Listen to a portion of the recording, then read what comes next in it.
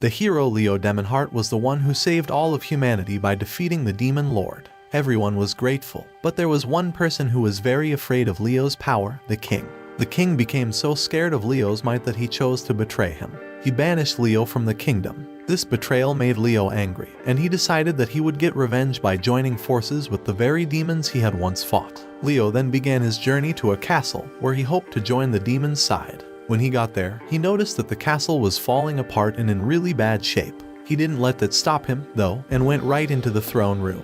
Inside the throne room, he met the demon queen named Echidna. She wasn't alone. She had her 4 powerful followers with her, known as the 4 great generals. Leo walked up to them, took off his hood, and told them who he was, the former hero who once saved humanity. He explained to them that he was there to apply for a job in the queen's demon army, but Echidna was not happy to see him. In her anger, she threw fire magic at Leo, burning only his cape. Leo tried his best to convince her that he could make her army even stronger, but she kept attacking and refusing him. Feeling desperate, Leo asked the 4 great generals for help, and they agreed to meet with him. During their meeting, it was revealed that a year ago, Echidna's demon army tried to invade the human world. The human king gathered a bunch of heroes to fight back, but only Leo was strong enough to defeat the demons. As Leo talked with the generals, he started to remember how he had met and defeated each one of them. The first general, Edwald, was a dragon, and he and Leo had a sword duel. Leo won that fight. The next general, Mearns, was half demon and half human.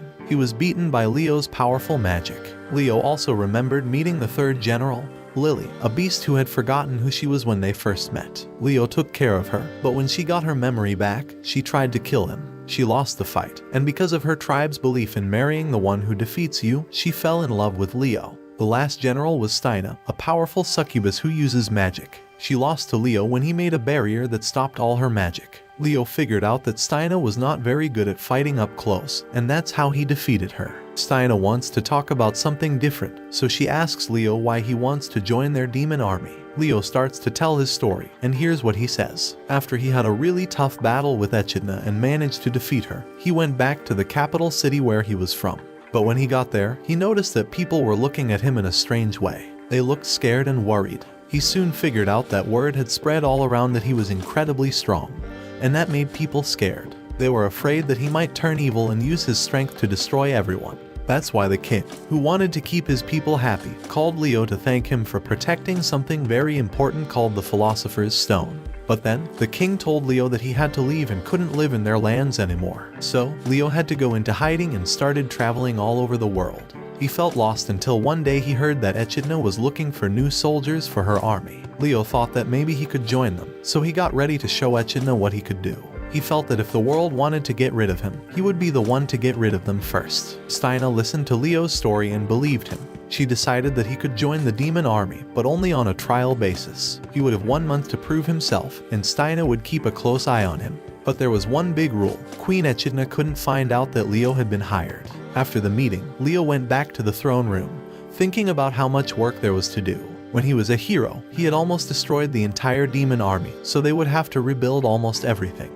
Then he remembered something interesting about Echidna. She had once told her soldiers not to kill anyone because she wanted to rule peacefully. Leo was curious about this and planned to ask her why she acted that way after he passed her test. The next morning, Leo got up very early, ready to work. He went to Steina's room, but the door was locked. He used magic to open it and tried to wake her up, but she told him to go away because she was really tired. Leo didn't give up, though. He used another spell to change his voice to sound like Echidna's, hoping that might get her out of bed. Steina wakes up in a panic when she hears Leo speaking with Echidna's voice. She immediately starts giving a report about all the problems and things that need to be fixed in the army. But soon, she realizes that she's actually talking to Leo, not Echidna. This makes her really angry, and she starts attacking Leo with her magical powers. After the confusion, Steina gets dressed and meets Leo in his office. They talk about how the demon army is in bad shape. When Leo attacked the castle before, most of the important demons had to go back to their world to heal. Steina has been left alone to take care of everything that's left, and it's a big job. Leo wants to help. He offers to work on a special list of tasks that Steina needs to complete. He even says he can fix something called the mana reactors, which usually only the person who made them can do. But Leo can do it because he can match Steina's magical energy. Before he gets to work, he changes into a dark knight disguise and calls himself Lord Onyx so no one will recognize him.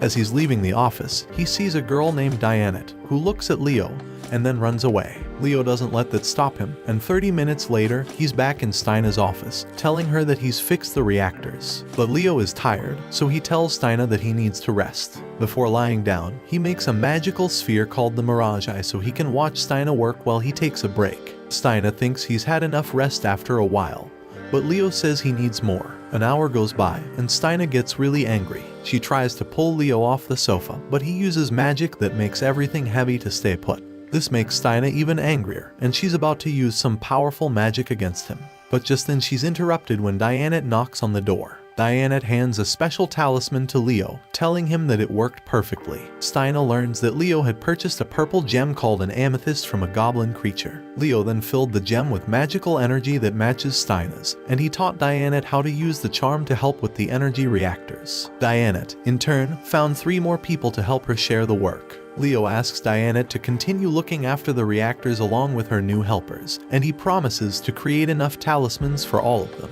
Steina is surprised and impressed by what Leo has done. Leo explains that Diana was concerned about Steina's health because she's been working so hard since the army lost their battle. He assures Steina that she can ask for help if she needs it, which touches her deeply. Later, Leo advises Steina to let others help her more and gives her a paper that rearranges her tasks. He points out some tasks marked in red that she can let others do, and he suggests she teach her followers to handle them. Steina admits that she was wrong about Leo and thanks him, saying she's looking forward to working together. That night, Steina calls Leo to her again and tells him about a mission involving Lily, who's going to the Long Sea. The dragons on an island there are allies of the demon army and supply the castle with goods. Steina shows Leo Lily's disastrous plan for the mission and asks him to go. The next day, Leo arrives at Largo, where he finds Lily and her followers having a wild race and causing destruction everywhere. After the race, everyone takes a break. Leo sits on the beach and starts thinking of a way to use the army's creatures' skills to carry the supplies in the best possible way. Lily comes over and offers Leo a carrot, but he turns her down. She then goes to offer the carrots to her workers. One of them asks who Leo is, but just as Lily is about to spill the beans, Leo stops her and says that he's just an assistant. After taking a little break, Leo attempts to hand out some tasks to the workers, but they ignore him. They explain that only Lily can give them orders. Hearing this, Leo decides to take a pause at a nearby store. A few minutes later, Lily comes in to check on him. Leo tells her that his head is hurting, which makes Lily quite worried. She rushes off to find medicine for him. Seeing how concerned she is, Leo concocts an elaborate plan to teach her a lesson.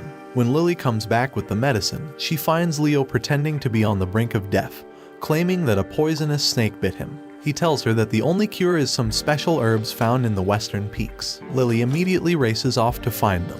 As soon as she leaves, Leo magically heals himself and reveals that he summoned the snake. He sends a magical eye called a Mirage Eye to watch Lily's progress. He explains that he's set up challenges on the way to the western peaks, and Lily can only pass them by asking her followers for help.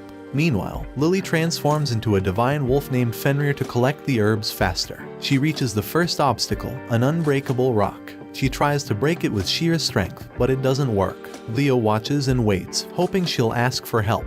However, Lily is stubborn and keeps hammering at the rock until she finally breaks it. This frustrates Leo, as she didn't learn the lesson he was trying to teach. Next, Lily encounters a tunnel filled with gooey creatures called slimes. They block her path, but she uses her wolf howl to destroy the main one, causing the others to be destroyed as well. Finally, she reaches a cliff that she can't get past. Here, Leo shows up, disguised as a man named Godheart. He advises her to ask a friend for help. This time, Lily listens and goes to find assistance. After a while, Lily shows up in the river below the cliff, explaining to Leo that she asked for help in a nearby town. They told her she could swim across the river's bottom and then climb up. Lily easily crosses to the other side of the river and continues to pass the other tests that Leo had laid out for her until she finally reaches the western peaks to collect the medicinal herbs. The following day, Leo wakes up and discovers that Lily has left the medicinal herb for him. She then comes into the store to check on Leo and presents him with a drawing of a new mission plan. She wants to know if Leo thinks this plan could lead to them working better together. Leo asks her if she came up with this plan herself, and she tells him that Godheart advised her on it. At this moment, Leo realizes that he just needed to suggest a better way of working. Later, Leo meets with Steina and provides her with a report on the successful mission in Largo. This report leads Steina to recognize that Lily is gradually growing and maturing. Then, Steina shows Leo a message from the demon queen Echidna, in which she demands that the Dark Knight Onyx come to see her immediately. Leo quickly goes to Echidna's living room, where the demon queen warmly greets him and thanks him for everything he has done for the army. She even invites him to a private feast, just the two of them. As they talk and drink together, Echidna asks Leo to remove his helmet. However, Leo declines, saying it's a matter of politeness. Echidna attempts to take it off anyway, but before she can, Leo uses magic to slightly alter his appearance. Upon seeing his face, Echidna tells him she likes what she sees. Leo then tries to get Echidna drunk to end the conversation. But after serving her several drinks, he realizes that it won't work. After a few hours of chatting, Echidna thanks him again for everything he's done and tells him that anyone is welcome in her army. Curious, Leo asks her about the hero, and this question makes Echidna angry. She begins to speak negatively about Leo, unaware that he is actually the man in front of her. She even complains that if it weren't for the hero, she would already have possession of the Philosopher's Stone. We learn about the Philosopher's Stone, a legendary treasure that was used in building the capital city. This magical stone is said to have the power to transform barren, dead lands into lush green fields and even cure diseases. Curious about why Echidna, the demon queen, wants the Philosopher's Stone, Leo asks her about it. She leads him to a balcony to enjoy a beautiful view and then explains her motivation. Echidna reveals that the demon world is a lifeless wasteland without sunlight or vegetation, and it's in complete chaos due to the harsh conditions. Echidna's dream is to use the Philosopher's Stone to rejuvenate her world and make it a wonderful place to live. Leo also questions Echidna about why she prohibits unnecessary killing. Echidna's response is simple yet profound. She can't help but feel empathy for humans. She also admits that she doesn't harbor resentment against the hero Leo, recognizing that he was just fulfilling his duty. The conversation then turns to Leo's reasons for joining the demon army. Moved by Echidna's sincerity, he's about to reveal his true identity to her, but they're suddenly interrupted by Steina and Lily. They present two notes to Echidna. The notes reveal that Mearns has left the army to travel, and Edwald has taken away the apple because he couldn't properly train his soldiers. After reading the notes, Leo offers to find Mearns, while Echidna promises to deal with Edwald. Leo leaves the castle and follows Mearns' magical trail to a forest. There, he is unexpectedly attacked by Mearns, who attempts to kill him. However, Leo quickly reveals his true identity, calming Mearns down. The two then sit to talk, but Leo takes a precaution by magically chaining Mearns' ankle to prevent him from leaving, as the army needs him. During their conversation, Mearns informs Leo that he will need to interview new recruits in 3 days by himself, a task that he's not comfortable with because he's not good at speaking. Mearns was planning to travel to other towns to learn how to become a better communicator. Since he's unsure about this ability and has an upcoming task to interview new applicants, he turns to Leo for help. He asks Leo to teach him how to communicate effectively in just 3 days. Leo seems hesitant at first, which prompts Mearns to try to leave. However, he's stopped by the magical chain Leo had placed on his ankle. Seeing this, Leo reassures Mearns and tells him that he will be his new teacher. Later, Leo talks with Echidna, the demon queen, who fills him in on what happened with Mearns. She also tells Leo that Edwald, another character, is fine, even though he had tried to take an apple using various weapons that ended up destroyed. In a new effort to improve Mearns' communication skills, Leo and Mearns disguise themselves as waiters in the castle's dining room. This practical experience allows Mearns to learn how to better relate to others. Leo advises him to empathize with others and listen actively. As they serve food, Mearns puts Leo's tips into practice and makes a thoughtful recommendation to some new mercenaries about what type of meat to eat. One of the mercenaries rudely ignores Mearns and tries to mistreat him, but Mearns quickly subdues him, breaking his arm, and defeats the others with ease. After the altercation, as they walk through the castle, Leo commends Mearns for his communication with the mercenaries. They proceed to Leo's room for a simulated interview. Mearns asks Leo why he joined their group, suspecting that Leo's earlier statement about wanting to destroy humanity was a lie, as Leo has enough power to do so on his own. Leo tries to dodge the question, making light of the situation. Mearns then asks Leo if he ever wanted to see the demons dead. At this point, we learn a significant detail about Mearns' background. His parents sold him because he was half-demon. Mearns ended up serving several masters. Eventually, he was bought by the Assassin's Guild, where he discovered that he had a natural talent for killing. During a time when he helped the demon army invade a city, Mearns was surprised to learn that Echidna, the demon queen, wasn't there to kill everyone. Instead, she began to do good things for the city's inhabitants. Witnessing her kindness, Mearns decided to join Echidna's army, and he found that he got along well with several people there. Mearns tells Leo that he initially helped Echidna with the hope of destroying the humans, but his plans were thwarted by Leo. Now curious about Leo's story, Mearns asks to hear it. Leo begins by describing a time thousands of years ago when the human world was in the machine age. Suddenly, a large hole appeared in Tokyo, and many demons came through, wreaking havoc and spreading conflict throughout the planet. Recognizing that humans were powerless against the demons, humanity united to create 12 biological weapons with demonic power. These were known as the Demon Heart series, and their sole purpose was to defend humanity. As time passed, these heroes began to age and die, with some falling on the battlefield. Leo, however, was designed to be durable and long-lived, and he ended up being the only one of the 12 to survive. After the fall of the industrial world, Leo took on the role of teaching magic to humans. He continued to defend them in times of war, never abandoning them. However, Leo confesses to Mearns that he felt relieved when the humans banished him, as it allowed him to stop being a hero and start being himself. Now, Leo lives a second life, assisting the demon army. He assures Mearns that he will help them achieve their goal of obtaining the Philosopher's Stone, a powerful object with the potential to revitalize their world, and will work towards their happiness. Mearns expresses confusion about why Leo shared his extensive backstory with him. Leo explains that he told him all of that because Mearns wanted to hear it, and encourages Mearns to continue being genuine and considerate. He believes these qualities will help Mearns conduct a good interview. A few days later, Leo meets with Edwald's daughter, Julieta. She expresses concern about her father, particularly how seriously he's taking the defeat of his followers by a mere arch-chimera. Julieta explains that Edwald expects his soldiers to be as strong as he is, and he's disappointed and thinks they're not putting in enough effort since they were defeated so easily. Upon hearing this, Leo assures Julieta that he'll handle Edwald's behavior. Meanwhile, Mearns talks to Steina and Lily and informs them that Leo is a living weapon.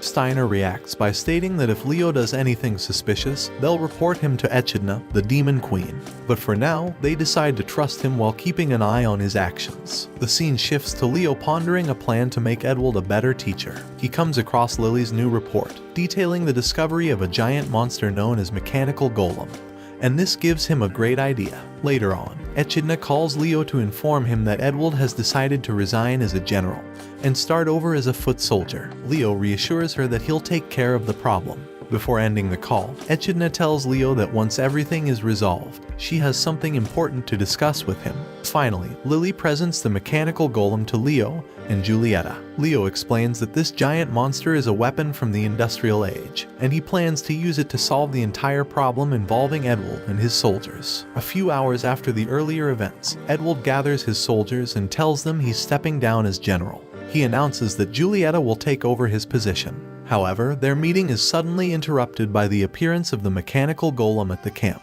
Edwald quickly asserts that he's still in charge and orders his soldiers to attack the golem. Despite their efforts, none of the soldiers manage to harm the giant machine, and they all run away in fear. Edwald bravely tries to attack the golem himself, but the golem fights back with a sword and nearly wounds him seriously. Just in time, Leo shows up and begins to explain what the golem's weapon is made of. He also offers Edwald advice on how to defeat the giant machine.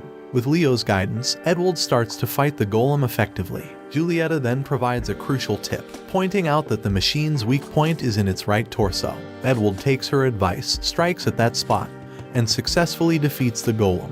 However, the defeated golem starts making a strange noise, waking up other nearby golems. At this critical moment, Echidna appears with the remaining generals, and they work together to stop the other awakened golems. After the conflict, Leo lectures Edwald, pointing out that it's inconceivable he didn't know the golem's weaknesses. He accuses Edwald of not trying hard enough, leading Edwald to realize that he has been treating his soldiers in the same way. This realization prompts Edwald to apologize to his troops for his harsh treatment. His soldiers forgive him and promise to try harder in the future, urging him not to give up on them. Days after this conflict, we find Leo reading a book in his room. Steina enters and informs Leo of a special meeting that is to take place. Echidna plans to promote Leo to a leadership rank alongside the other generals. Leo responds to Steina's announcement about the special meeting by saying that he'll take the opportunity to explain his real reasons for joining the demon army. As Steina is about to leave, she notices that Leo is reading a book titled Ibrad, the one that joins hands. Leo simply tells her that he wanted to read something,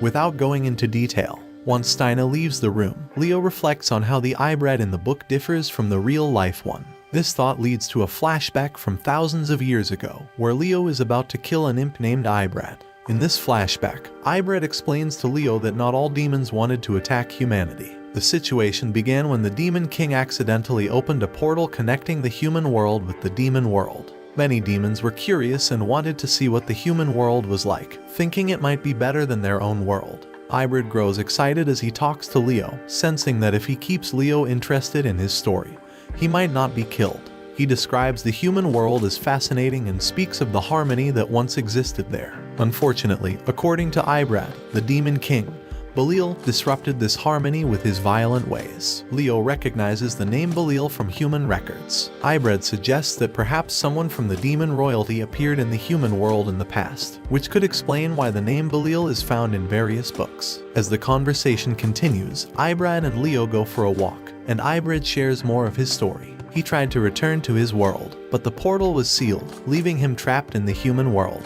He explains that the demons' intentions were to expand because of a lack of resources in their world. But creatures like ogres and ghouls started a war, creating chaos in the human realm. Leo and Ibrad chat about the problems and dysfunctions of the demon world, and after hearing everything, Leo makes a decision. Instead of killing the imp, he takes Ibrad to the containment squad, recognizing that the information he has received could be valuable. Ibrad curiously asks for Leo's name, which brings a smile to Leo's face, as no demon had ever asked him this before. He introduces himself to Ibrad and shares the reasons behind his creation as a defender of humanity. Ibrad, in turn, tells Leo that his existence seems rather sad, trapped in a never-ending cycle of saving humanity. He suggests that Leo should find a new reason to live and begins to show genuine concern for Leo's well-being. Leo brushes off Ibrad's worry, explaining that he is the weakest among the Demon Heart series and might die in combat anyway, so Ibrad shouldn't fret over him. As the containment squad arrives, Ibrad expresses his hope to Leo that humans and demons can eventually find a way to live in harmony. Before Leo leaves, Ibrad encourages him, telling him that if life becomes too hard, he should follow his own path and live life his way. He adds that if humanity no longer needs Leo, that could be his opportunity to find a new purpose. Ibrad asks Leo to remember his name, promising that he won't forget Leo's either. With that, the flashback ends. Back in the present, Leo heads to Echidna's living room, Ibrad's words still fresh in his mind. He's determined to reveal his true identity to the queen. But the meeting is suddenly interrupted by a member of the army who announces that the portal of the Great Spirit is closing. Echidna, with the assistance of Steina and Leo, attempts to stop the portal from closing. After their efforts, they gather in a room, where Echidna informs them that the portal will remain open for no more than 7 days. We learn that the portal in question is the vital link between the human world and the demon world. If it were to close, it could take hundreds or even thousands of years to open another one. This puts everyone in a tight spot, leaving them with only 2 choices. The first option is to return to the demon world and disband the army. The second is to go to the kingdom and attempt to steal the Philosopher's Stone, a powerful object. However, since the kingdom is protected by the hero, Echidna, the queen, chooses the first option, not wanting to cause unnecessary bloodshed. At this moment, Lily starts to reveal the truth about the hero but is quickly silenced by Steina, who says that now is not the time for such revelations. Echidna, feeling defeated and emotional, stands up and turns her back to her followers, thanking them for their help.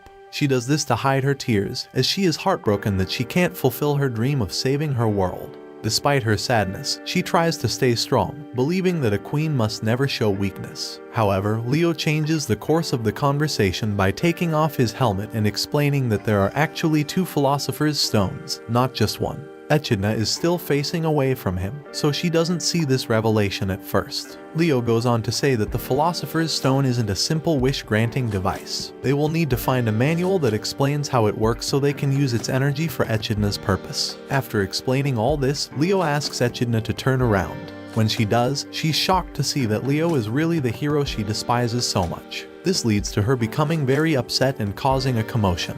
Once everyone calms down a bit, they sit and talk. Leo tries to explain that hiding his identity was the only way he could assist her, but this only makes Echidna angrier. Lily, Steina, Edwald, and Mearns all step in to persuade Echidna to listen, which eventually leads her to calm down and accept the situation. Leo then reveals that the second Philosopher's Stone is located on a mountain, guarded by a powerful being. The group sets out towards the mountain, but along the way, Lily struggles with the cold, as her race is not adapted to low temperatures. Steina helps Lily with her cold problem by using a spell to keep her warm.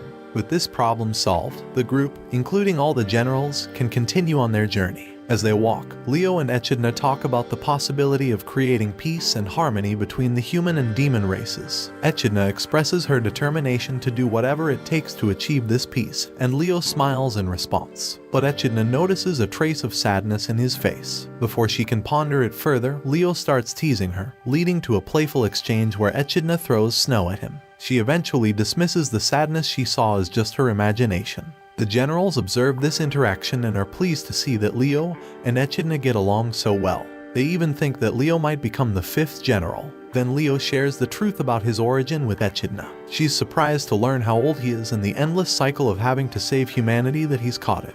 When they reach the mountain's top, Mearns wonders where the guardian they were told about is. Leo then shocks everyone by revealing that the guardian never existed, and that the second philosopher's stone is actually his heart. He goes on to tell them that if they try to run away, he will eliminate all the people in the world. He explains that they must kill him if they want to save both humanity and the demons. Then Leo attacks them with his sword, but Echidna is quick to use a spell to protect everyone. This intense moment triggers memories of Echidna's childhood. She remembers a servant telling her about a hero in the human world who protects people, describing how powerful he is. Echidna recalls how this hero was able to defeat not only the demon king Belial but also a mighty sorcerer named Estero. The servant warned Echidna not to challenge the hero once she becomes queen, as she could die by his hand. Echidna dismisses this warning, claiming that she could defeat him easily since he's only human. She adds, however, that she might never have to face the hero, as she doesn't want to be the queen of the demon world. Back in the present, Echidna attempts to talk to Leo, but he cuts her off, attacking her and initiating a sword duel. The generals watch in shock as the two fight. Leo manages to knock Echidna down, informing her that he was created solely to save the world.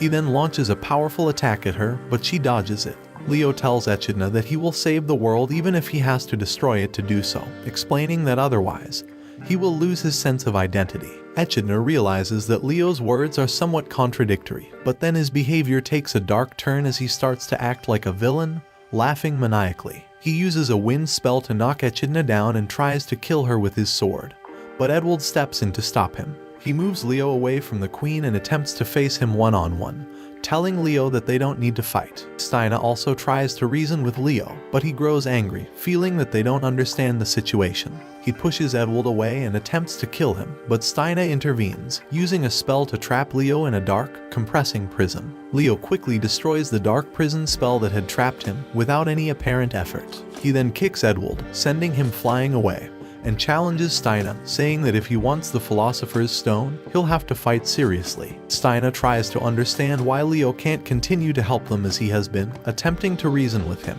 But Leo insists that if they don't kill him, everyone will die, and he attacks Steina with multiple magic arrows. Edward intervenes, using his body as a shield to protect Steina. Leo then tries to kill Edward, but Echidna stops him. Frustrated, Leo explains that he's fed up with everything, because of his ability to not die. He's stuck in a repetitive cycle of saving the world, doing the same thing over and over again. He creates multiple arrows in the sky and threatens to destroy all worlds, launching the arrows at Echidna and her generals. However, Echidna protects everyone with a magic shield. Lily then pleads with Leo to stop, offering to listen to his problems as he had once listened to her. Leo dismisses her, saying that their weakness is the biggest problem, and then attacks Lily, leaving her unconscious. Echidna becomes angry and no longer sees Leo as the hero he once was. She attacks him, intending to eliminate him. Steina also attacks, using a high-ranking spell to call down lightning on Leo's stomach, but he's completely unharmed, surprising both Echidna and Steina. Edward then stands up and shows his great respect and admiration for Leo. Even though Leo has turned against them, Edward still considers him a friend and decides to use his dragon blood to fight seriously. Edward starts fighting against Leo with everything he's got. But Leo is no easy opponent. He stops Edward's attack with his hand and freezes him entirely. Then, using fire magic, he damages Edward's dragon scales and kicks him in the stomach, taking him out of the fight. Echidna and Steina see this and decide they must fight together to defeat Leo. Steina creates an earth prison to trap Leo, and Echidna uses her fire magic to set it aflame. But Leo isn't trapped for long. He breaks free from the spells without a scratch. Echidna then remembers that Leo has a special ability called hyper-reactive ability, which lets him copy and enhance any power, including defensive ones. This makes him nearly unbeatable. As Leo slowly approaches Echidna, he suddenly gets a cut on his neck. Murns shows up, upset that he couldn't seriously injure Leo. He joins Echidna to fight against Leo. During the battle, Murns questions Leo's true motives. Leo says he wants to fight against the world, hoping someone can defeat him. But Murns doesn't believe him and uses an air skill to fight Leo in the sky. Leo copies the ability, and they battle among the clouds. Murns creates clones to confuse Leo, and tries to tell Leo that he knows he doesn't really hate the world or want to eliminate humans. But before he can reveal Leo's true intentions, he starts to freeze and falls from the sky, completely defeated. Leo starts laughing, but then Lily, transformed into the wolf Fenrir, launches a surprise attack. She tearfully tells Leo that she will try to stop him since he doesn't seem to be enjoying what he's doing. Despite her best efforts, Leo knocks her out with powerful lightning. Seeing their dire situation and the power of Leo, Echidna decides to use a final, powerful spell. She asks Steina to distract Leo to give her enough time to prepare this last-ditch effort. Steina agrees, jumping into action. As Echidna prepares her spell, she recalls a memory from her past. Her father, the Demon King, had taught her a special technique designed to defeat the hero. This technique was created by Astero and Echidna.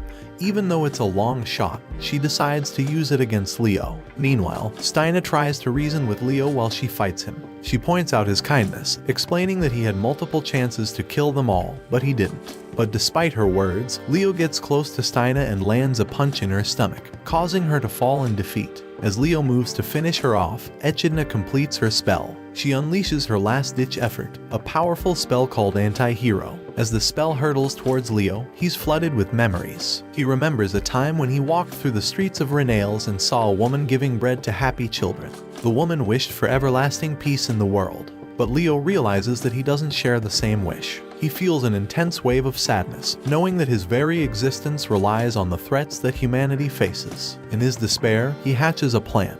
If he causes the chaos himself, he could continue to be the hero he's always been.